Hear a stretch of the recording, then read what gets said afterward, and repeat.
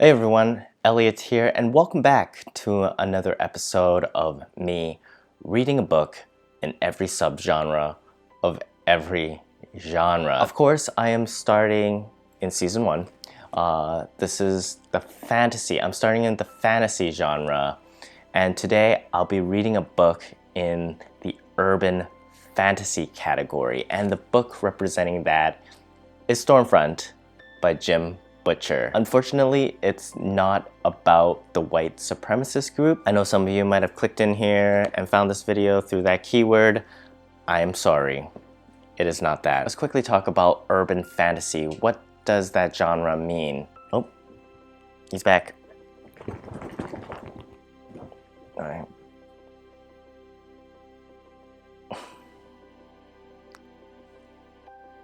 So I read a bunch of fantasy books so far, and some of them take place in the modern world. Contemporary fantasy, for example, and low fantasy takes place in the real world. It's not taking place in Middle Earth.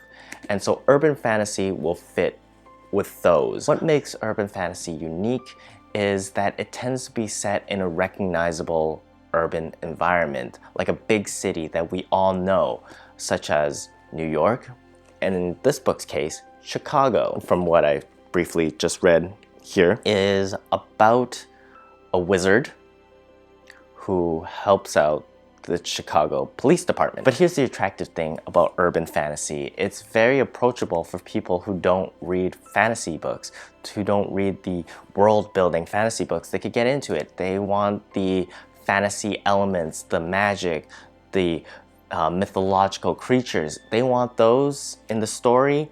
They could get that without having to deal with the complexity of learning a new world or new language or new race.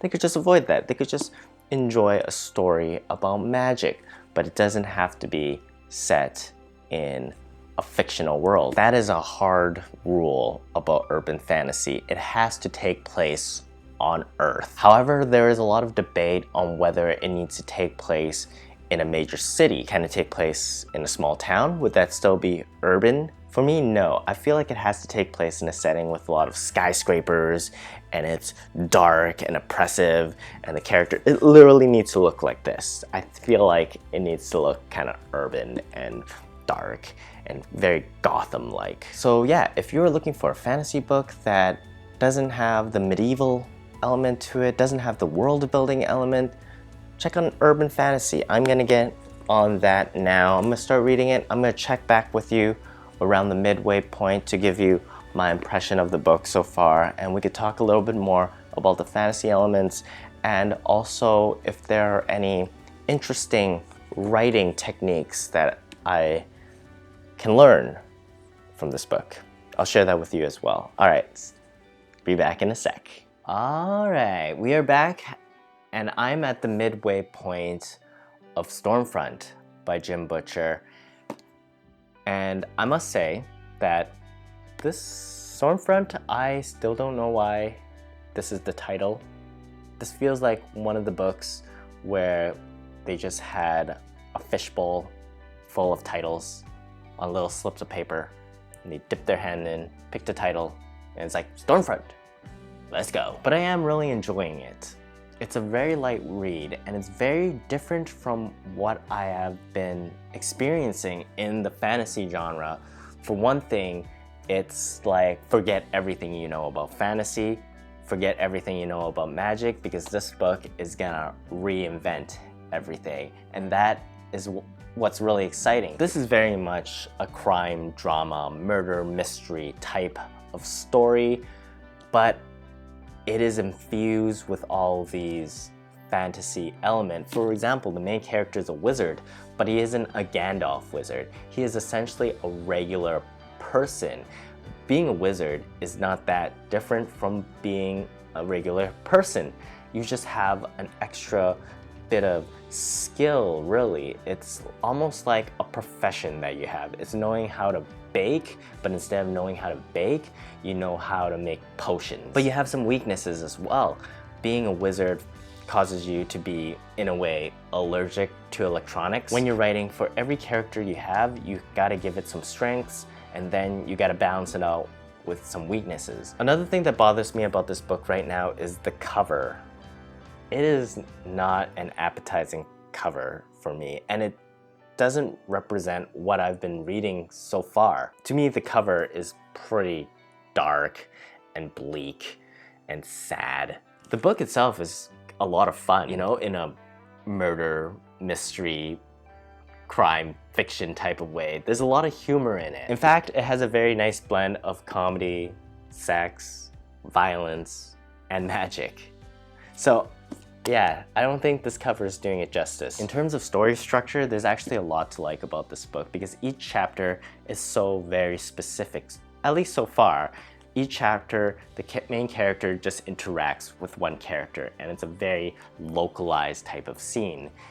You get to learn a little bit about the character by understanding his relations to other characters, and you sort of get to feel out where he is in the city, which is apparently Chicago. So it really is this mystery story about the main character who's a wizard and he's a private eye, and he's trying to find out who the murderer is before he himself gets murdered or gets blamed for the murder because he's a wizard, which is really fun because I haven't really read any crime fiction before, and being so immersed in fantasy for this past year, it's nice that it sort of takes a foot and it steps into another genre that I haven't read before. One of my absolute favorite things about this book is the relatability of the main character. Jim Butcher really did a good job at sort of reinventing the wizard character. He didn't make it this super wise, you know, I'm Merlin type of character. This guy could be anyone we know that's just trying to do his job, not trying to get in trouble, just trying to live his life. One of the interesting aspects of this book is that the word wizard actually derives from the word wise. So this wizard character is just like a pretty smart human, not like a super powerful in any way, not capable of like Wingardium Leviosa and making something fly or whatever. This wizard is just like us, living in this world, and I look forward to finishing it. So that is what I'll do. I'll finish this book and then I'll come back and I'll give you my full impression of Jim Butcher, Stormfront, and maybe I'll find out what the title means. Alright, check back with you momentarily. Alright, I am back and I have finished reading Stormfront by Jim Butcher. Let's start off by saying this. I now know why it is called Stormfront. According to this book, certain types of magic requires a storm in order for it to be, I don't know, executed, cast, if you may. Certain spells, such as a murder spell, require external forces in order for the wizard or the warlock or whatever spellcaster to cast it. I now think it's a little bit more of a fitting title. It's still, to me, not the greatest title to represent this book, but it works a lot better. It feels less random. In the second half of the story, the fantasy and the magic element and the action overall really does pick up significantly. The first half of the book does a lot of introducing characters. Like, a lot of characters are introduced in the first, I would say, 10 chapters, and then after that it's just rapid fire. It doesn't really introduce each characters again, so it's a little bit tricky to keep track of who is who and what the main character, Harry Dresden's, relationship to that person is.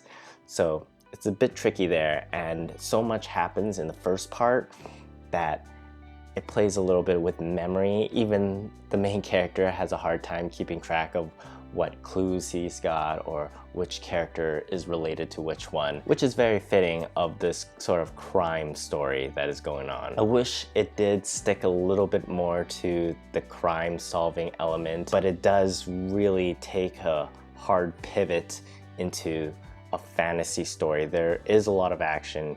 There is a lot of sort of fantasy monsters that appear, and he suddenly has to like fight scorpions and flying demons, and it changes tone a little too quickly for me. But in terms of it being an urban fantasy, I think there are a lot of good scenes in here that represents that genre. To me, what is really urban fantasy is a fantasy moment happening in a very modern place. And there's this one scene where Harry Dresden, the main character, wizard, private eye guy, has to fend off this giant growing scorpion, and it all takes place inside of an elevator. What better location to represent urban environments than an elevator?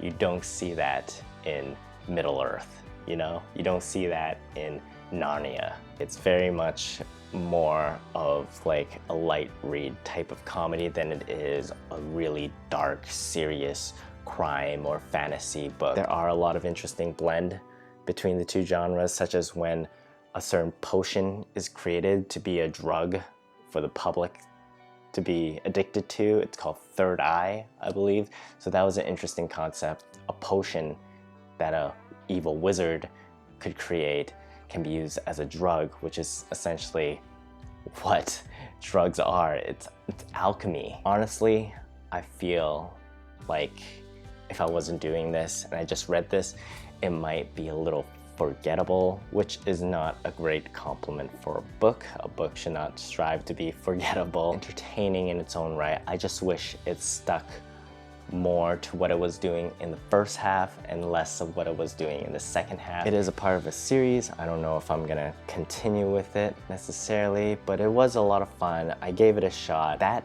is Stormfront by Jim Butcher. And once again, I am on a journey to read a book in every subgenre of every genre, and if that interests you, please subscribe. Let me know what you think of this book if you've read it before by leaving a comment. All right, I'll see you guys next time. Bye.